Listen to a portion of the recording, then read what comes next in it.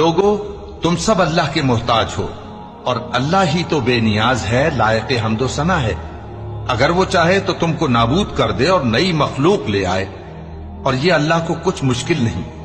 और कोई बोझ उठाने वाला किसी दूसरे का बोझ न उठाएगा, और कोई बोझ में दबा हुआ अपना बोझ बटाने के लिए किसी को बुलाए तो बटाया न जाएगा, अगरचे कराबतदार ही हो।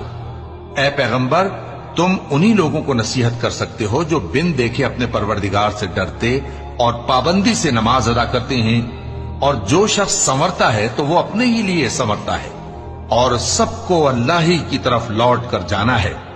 और अंधा और आंख वाला बराबर नहीं, और न अंधेरे और न रोशनी, और न साया और न धूप, और न जिंदा और न मुर्दा लोग बराबर हो सकते हैं।